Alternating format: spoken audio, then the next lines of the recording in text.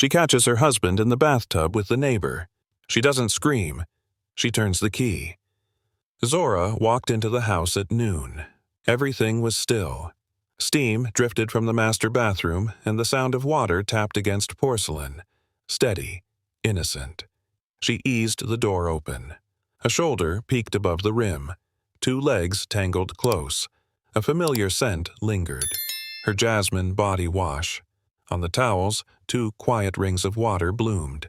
She didn't scream, didn't cry, just turned the lock with a soft, final click. This wasn't the first time.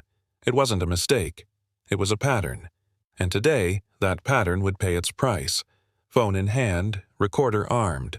She didn't threaten, just captured, so her lawyer could do the talking. In a few seconds, she'd make a decision that would flip the balance of power.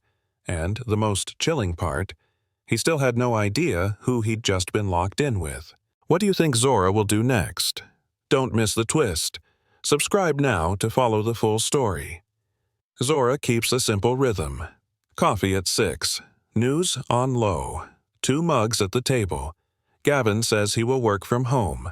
He smiles, but the smile does not land. His eyes keep sliding to the phone. The screen faces down.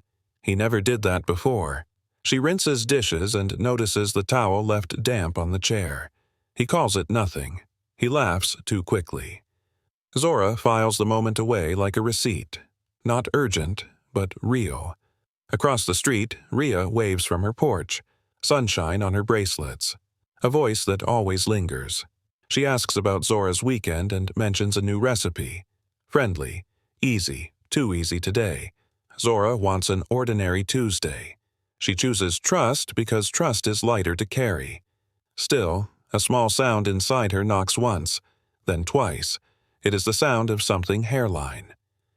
Gavin retreats to his home office. The door closes. The typing stops and starts. The phone buzzes against wood. Zora breathes through it and reaches for her keys, willing the house to stay kind. At the office, Zora remembers a folder on the kitchen counter. Meeting at 2. No time to spare. She takes her bag and heads back through the neighborhood, thinking of small things. Groceries. Stamps. The basil that needs water. Her driveway appears, and with it a detail that does not belong. Rhea's car sits nose first against the garage. Not the curb. Not her usual spot at home. The angle is wrong. Zora pauses before she cuts the engine. Wind moves the hydrangeas. A bird lifts and vanishes. The house looks peaceful from the street, and yet the quiet feels heavy. She steps out and tastes that quiet. Cotton thick. Door unlocked just as she left it. She holds the handle longer than she needs to. Inside, the air is cool. The kitchen smells faintly of lemon. No music. No voices. The clock ticks louder than it should. Her heartbeat answers the clock. She tells herself there is an explanation. She gives the day one more chance to be ordinary. Then she walks down the hall. A thin seam of steam slips along the hallway baseboard. It turns the light a shade paler. The bathroom fan hums behind it, steady and unbothered. Zora takes the stairs one by one. Her hand finds the rail, then the wall, then nothing. She listens. Water hits porcelain like steady rain. Another sound threads through. Not quite words. Soft and shaped. Breath close to breath. She stops by the bedroom door and lets the room name itself. The bed is made. The nightstand holds a book, turned down at the corner. A sweater lies folded, too carefully, as if to erase a rush. Zora moves toward the bathroom. The door rests near closed. She feels the cool metal of the knob under her palm. That small circle is a border, thin as a coin, heavy as a vow. She counts her inhale. She counts her exhale. She thinks of nothing and everything. The water keeps speaking. The whispers rise, then hush. Zora tightens her fingers. The day stands on one foot, waiting to decide what it is. She eases the door just enough for one true glance. Porcelain. Skin. The arc of a shoulder she knows. A knee lifted toward warmth. Breath meeting breath in jasmine and steam. Zora does not gasp. The moment takes her face and empties it. Heat, then ice, then a steady, clear floor. She meets no one's eyes because they do not look up yet. She closes the door as if closing a drawer. The click is soft. Then the key turns. The sound is flat and final. "Stay where you are," she says. Her voice is a hallway, straight and bright. On the counter, 2 towels wait with wet rings. Her name stitched in the corner. Zora stands taller by a measure only she can feel. This is not rage, this is range. She understands what matters, not proof of love, proof of pattern, not theater, terms. Behind the door, surprise scrambles for a script. The water stumbles. Zora lets the silence shape the next move. She lifts her phone. The record icon is there, quietly patient. Zora scrolls to Miles. She can see his name without looking. The line rings twice. He answers with a good man question. "Are you all right?" "I need you here," she says, and nothing shakes. "At my house." He asks if there is danger. She says no. She says there is truth that belongs to him. Behind the door, voices shuffle and spill. A hurried whisper. A plea that has not learned its words. Zora keeps her tone even. She will not be pulled into their weather. She tells Miles the door is locked. She tells him to come in when he arrives. She will meet him upstairs. The call ends. The room settles. The house feels different now, like a witness that woke up. Zora sets the phone to record. The red light is small. It is enough. She speaks one sentence through the door. Clear, simple. "You will repeat what you said when he gets here." Silence answers. Then a brittle, quiet yes. Zora leans against memory and breath. She chooses the straight road through. Time expands in the hallway. Zora lets it fill with what it needs to hold. She thinks of last week's late showers. Towels hung wrong side out. A gym bag that never smelled like sweat. She thinks of the phone turned face down. Of the half smile that waited for a screen to light. Of the way Ria's wardrobe brightened on Tuesdays. New perfume with citrus and spice. She remembers a laugh shared in her kitchen. A glance that lasted a beat too long. The undefended ease of people who believe they will not be seen. Her mind does not torture her. It organizes. It puts each sign in a small box. It builds a line from one to the next. Behind the door, the hush grows careful. The faucet slows. Whispered blame curls like smoke. Zora keeps breathing. She lets her chest rise and fall until the air feels honest again. These were not fragments after all. They were a map. It was always heading here. Downstairs, the doorbell does not ring yet. She waits for it, and she does not look away. On the nightstand, Gavin's phone lies face up. No passcode. They once called that trust. Zora understands it now as leverage. A message string opens like a ledger. 6 months of mornings. 6 months of noon plans. 6 months of quick good nights that never felt quite right. She reads just enough. Jokes about her not noticing. Plans to meet while she sits in meetings. Notes about money and timing. A line about making sure she walks away with less. Her breathing stays slow. Names and dates slide into place. Screenshots climb to the cloud. She does not rush. There is talk of a townhouse, a school zone, a future built on a split. The tone is breezy. The tone is cruel. Zora stops when she feels her balance shift. She will not drown in their words. She will use them. Behind the door, someone tests the handle. It does not turn. She sets the phone down as if returning a borrowed thing. The red light on her own phone is still steady. Miles is 5 minutes away. The truth is waiting for company. The door opens downstairs. No knock. The sound of careful steps. Miles calls Zora's name once, not loud. She answers from the hall and asks him to come up. He reaches the landing and reads her face like a headline. He understands more than she says. She places Gavin's phone in his hands. No speeches. She points to the thread that matters. He scrolls. The color leaves, then returns as something harder. He asks one question, very soft. "How long?" Zora gives the number she can prove. He nods like a man measuring a beam before he lifts it. From behind the door, voices try new shapes. Love, hurt, regret. The words do not fit. Miles hands the phone back. He is not shouting. He looks at the wood and speaks in a voice that will carry. He says his name. He says he is here. Silence holds for 3 seconds. Then panic spills. Zora does not move. She lets Miles stand beside her. 2 people, aligned by harm, now guided by clarity. They sit on the edge of the bed with 2 phones and the patience of people done with lies. They open calendars and trace the weeks. A Saturday becomes a marker. Miles took the boys to the zoo. Rhea claimed a migraine. Gavin said, "Pick up basketball." The texts place both at a motel by the interstate. A Tuesday turns sharp. Zora's all-day meeting. The house was empty. Messages celebrate the chance to borrow the tub. The word bites more now that the towels remember. They mark a payday. Searches for hiding assets.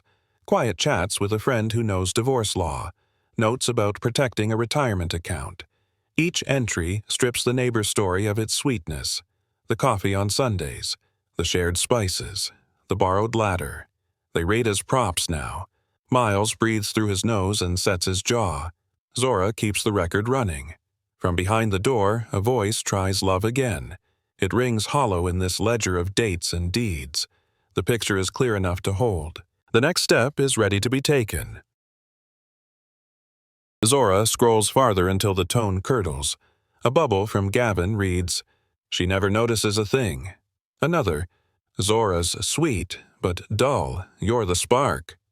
Rhea answers with laughing faces and plans. They compare Zora to a calendar, useful and blank. They praise each other for risk and secrecy. The cowardice gleams like chrome.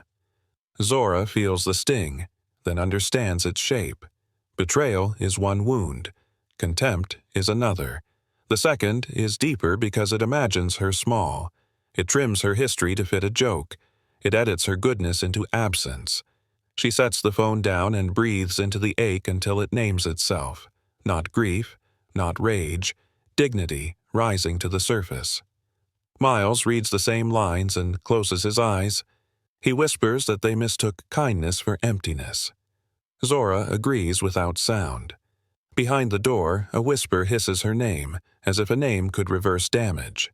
She lets the syllables pass like a draft under wood. The hurt shifts into purpose. She stands, steady now, steady. She and Miles turn back to the ledger and find the future sketched in smug blue bubbles. A townhouse near the harbor. 3 bedrooms and a small office. Notes about a magnet school and how the boys will adjust. There is a link to a listing with staged photos and perfect light. Rent-to-own options. A smiley about closing costs. They call it starting fresh. They call it honesty at last. Zora studies the language and hears the hollow. Fresh for whom? Honest to which vow? The plan is simple, because lies make everything look clean. The plan survives only if silence does. Miles points to a line about custody, written like a shopping list. He swallows hard, then steadies. Behind the door, the 2 argue about timing and leases. The word love appears again, but it floats like perfume after the wearer leaves. Zora names the paradox in her mind and lets it sit. A truthful life built on deception. The comedy stings more than the crime. It bruises pride. Miles steps closer to the door and listens. The voices have lost their shared rhythm. Rhea blames the schedule. She blames Gavin's delay. She says he promised papers. She says she is tired of hidden rooms and fast goodbyes. Gavin answers with a sharp whisper. He says today was her idea. He says she wanted the risk. He lists favors and alibis like receipts. Their loyalty tears along the seams they stitched. The water stops. The fan keeps humming like a bystander who will not intervene. Zora hears plates shifting on the other side of a thin table. She hears the panic hunt for an exit. The exit is locked. Miles keeps his voice low and steady. He wants them to keep talking, to show themselves fully. They do. A curse, a sob, A long accusation about who pushed whom first. The story collapses under the weight of pettiness. Power slides away from them without a sound. It gathers in the hall, where patience stands upright. Zora does not rush. Miles speaks through the wood with care. He says his name. He says he is here to hear the truth. He asks them to use clear words. He asks for dates and for intent. He asks them not to waste time. Inside, a hush. Then Gavin tries a tone that once worked in boardrooms. He says there are feelings. He says life is complicated. Rhea picks the same thread and pulls hard. She says they fell in love. The sentence lands like wet ash. It smothers more than it warms. It asks for pity while standing on wreckage. Zora keeps her silence because silence now is strategy. Let the claim stand naked. Let the neighbors in their own mouths define it. Miles repeats the words back to them slow and exact, as if reading minutes from a meeting. He asks when love began. He asks what promises were made while rings were still on. A beat. Then answers, thin and eager. The moral floor lowers under their feet. It tilts. Zora lifts her phone so the mic can drink every word. She speaks calmly through the door and recites the timeline they built with Miles. She names Saturdays and Tuesdays. She names the motel and the hours. She asks them to confirm. They do, in pieces. They correct small details to seem honest. They mention the townhouse and the lease dates. They speak about waiting for the right moment. The record light stays steady, patient as stone. Miles asks about money. He repeats a line they wrote about protecting assets. He asks who suggested it. He asks who contacted a friend-in-law. There is shifting on the tile. There is a cough that stalls, then a half-answer that gives up the rest. Zora thanks them for clarity. She says they may stop talking now. She says the rest belongs to paper.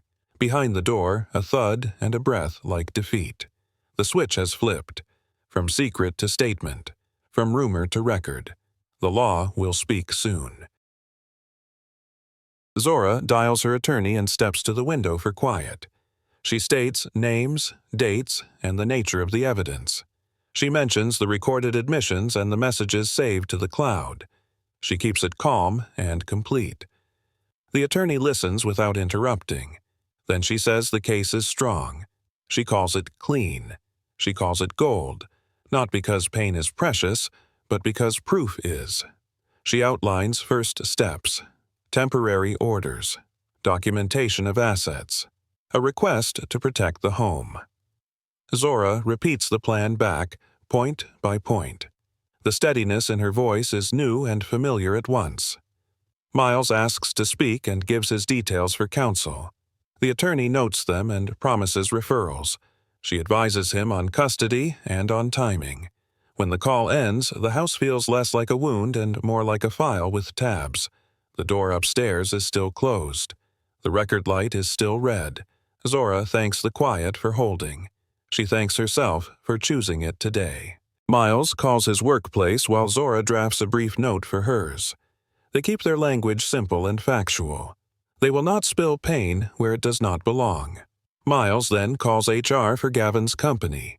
He asks for policy guidance about misuse of time and misrepresentation. He states dates and mentions documented meetings that were not meetings at all. He does not embellish. Zora leaves a message for the ethics line, referencing company time and false appointments. She attaches only what is necessary.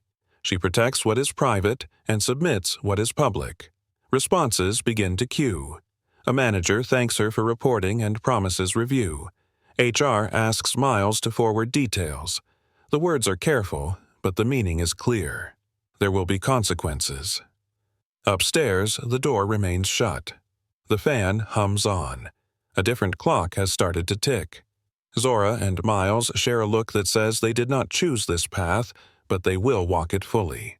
Reputations once borrowed will stand on their feet.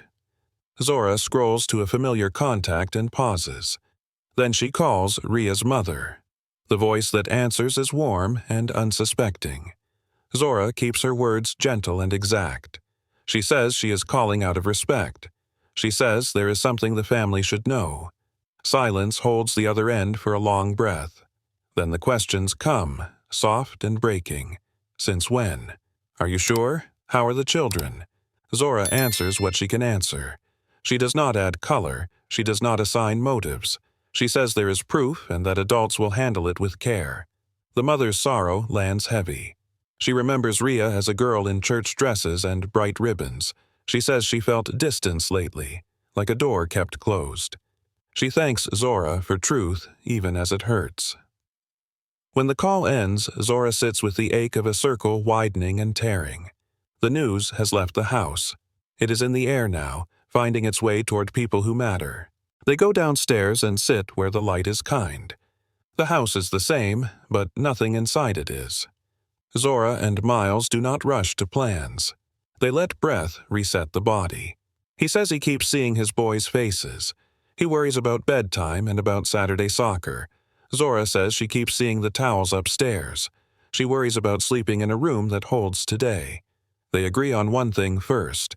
They will not let bitterness choose for them.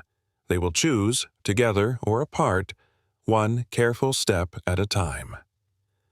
Miles thanks Zora for calling him. Zora thanks Miles for standing there without fury. He says he feels fury, but refuses to feed it. She says she feels sorrow, but refuses to drown. Upstairs, the voices have gone thin. Downstairs, two people build a shelter out of words. They rehearse what must be said when the door opens. They set boundaries and make them plain. They decide how the day ends, with clarity and grace today. When the hour feels full, Zora stands. The key sits in her palm, warm from her skin. A small thing, and not small at all. She looks at Miles and nods once. He nods back. There is nothing dramatic to add. The choice has already been made. Zora remembers the first turn of the key, born from shock. This turn is different. It is deliberate. It is the end of hiding and the start of terms. She speaks through the door one last time. She says they will come out when asked. They will sit. They will listen. Then they will leave. Clothing, shoes, dignity if they can carry it. The rest will be arranged on paper. A thin yes answers. Zora breathes and slides the key into the lock. Metal finds metal. The house holds the sound and keeps it. Miles stands beside her, a witness and a line. Zora does not pray for softness. She prays for order. She turns the key and opens day to its ending. Steam loosens into the hall. Towels cling to skin. Eyes flick wide and then down. The air smells like Zora's jasmine body wash. It smells like someone borrowed something private. Gavin tries to step forward on reflex. A hand lifts. A word forms. Zora answers before the word is born. Do not touch me. The line is clean. It is a fence you cannot climb. Rhea clutches at the knot of her towel. Her mouth opens and shuts. She looks smaller than the noise she made upstairs. Gavin searches Zora's face for the old script, for softness, for a way back through the habit. He does not find it. Zora stands by her dresser. She does not lean. She does not shake. She looks at them as if counting objects for an inventory. Towels, phone, proof. Behind her, Miles keeps still. He does not speak yet. He lets the room settle around the boundary just set. Sit, Zora says. They sit on the edge of the bed. The bed is not theirs anymore. It is a bench for consequences. Zora names the terms. Each word lands and stays. You will get dressed and leave this house today, she says. You will take only essentials. You will not return without a police escort or a neutral witness. You will not argue here. You will speak through counsel. She lifts her phone. All evidence is backed up. Messages, confirmations, today's recording. It is already in the cloud. Rhea starts to beg for a minute. Zora shakes her head once. No. Gavin tries a plan about picking up boxes tonight. Zora answers with the date and time a deputy will meet him at the curb. She names a window. She names a list. The structure calms the air the way a frame calms a picture. There is a place for each next thing now. Miles nods. He adds only one sentence. We will follow the law to the letter. Gavin's shoulders drop. The word law takes the heat out of him. Zora ends with this. Keys will change by nightfall. Do not test it. Gavin clears his throat and tries a tone he thinks sounds adult. He says they can be civilized. He says there is no need to involve more people. He says they can talk like grown-ups. Zora looks at him until the words look thin. Then she answers in 3 small questions. Civilized, like spending 6 months mocking my trust. Civilized, like using my bed and my towels while planning to hide assets. Civilized, like moving a woman into a townhouse the day you walked me out with Les. Each question is its own hammer. Each lands without a shout. Gavin opens his mouth and closes it. The old performance has nowhere to stand. Rhea tries to say it was love, and that love is messy. Zora shakes her head. Messy is a sink of dishes. This is a design. Miles does not add fire. He only repeats the policy numbers HR will ask about. He says the dates again. The room accepts the verdict. Masks slide to the floor. Faces are left with what they did.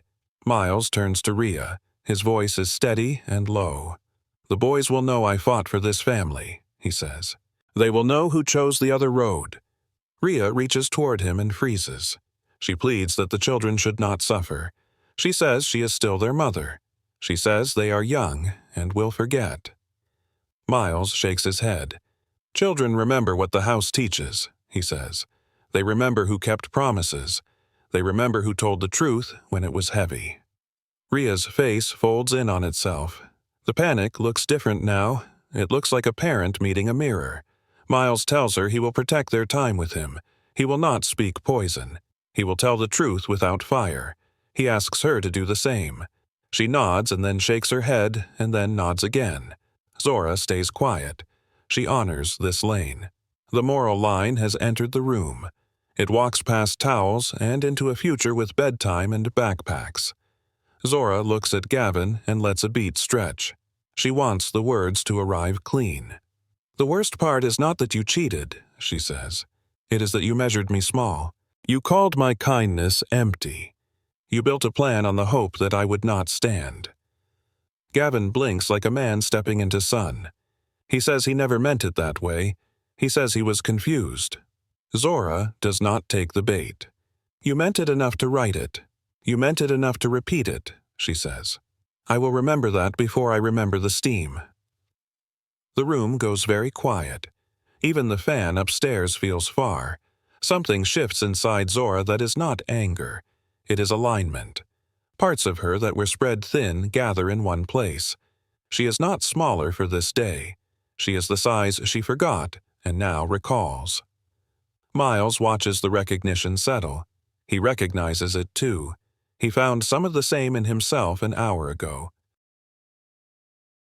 Zora points to the dresser for clothes. She points to the door for the path. No one argues. Movement turns small. Footsteps try not to echo. Rhea gathers a pile with shaky hands. Gavin bundles what he can carry in one trip. They avoid mirrors. They avoid each other's eyes. At the threshold, Gavin looks back, hoping for some softness to return. Zora's face is calm and unreadable. He leaves. Rhea stops as if to speak. Miles raises a hand. Not to threaten, to end a scene. She nods and goes. The house exhales. No cheering, no collapse. Only a deep, clean breath.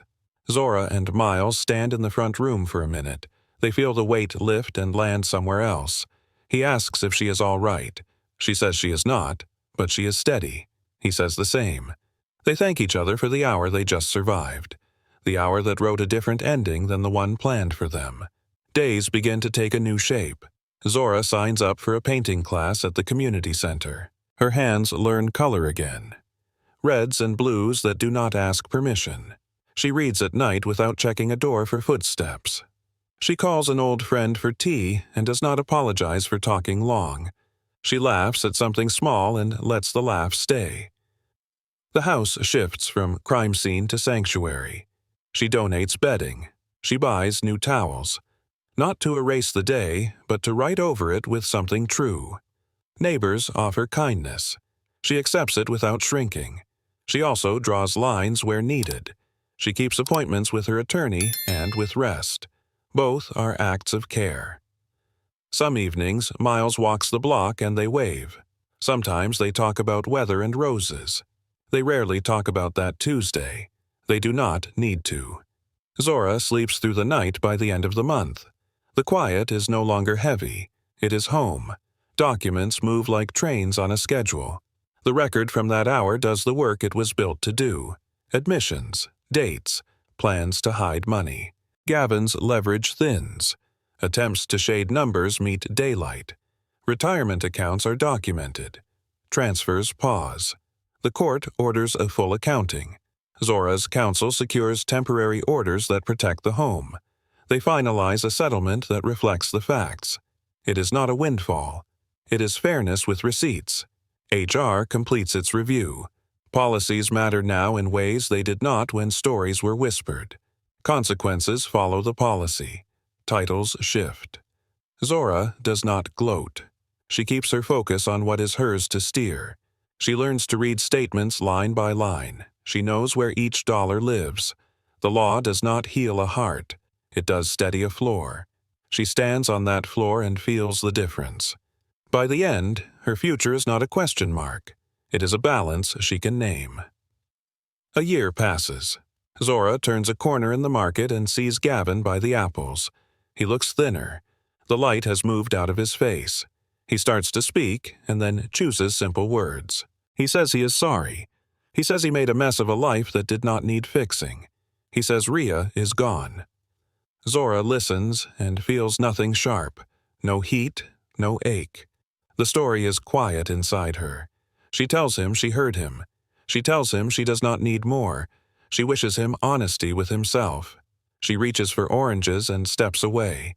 In the next aisle, she smiles at a stranger's baby. The baby grabs her finger and lets go. The world makes an ordinary sound. Zora pays and walks into afternoon light. She is surprised by how light the bag feels. She is not performing strength. She is just living it. 2 years turn the sharp edge into a lesson with a soft back. Zora can name the truth without reliving the scene. Betrayal did not define her. Response did. She learned that dignity is action, not posture. She learned that money is safer in the open. She learned that love without respect is not love at all. To the women listening who feel small in their own homes, she offers this. Your strength is not missing. It is waiting for a moment you choose. It wakes when you set a boundary and keep it. It grows when you tell the truth to yourself first. Some endings do not look happy. They look honest. From honest ground, a better life can stand. If this story gave you a hand to hold, share it with one woman who needs a hand today. Subscribe if you want more stories where we practice 2 choices together: stand your ground or walk away with grace.